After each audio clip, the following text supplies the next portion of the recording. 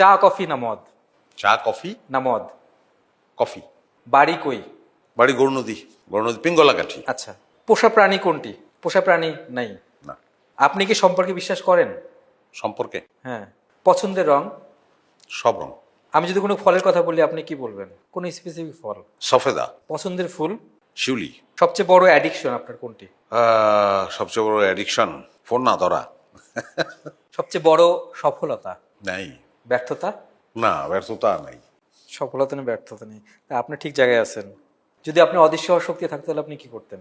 অদৃশ্য হইতাম না। এমন কোনো সুপার পাওয়ার দেওয়া হতো আপনার, ওই সুপার পাওয়ার পেলে আপনি কি করতেন?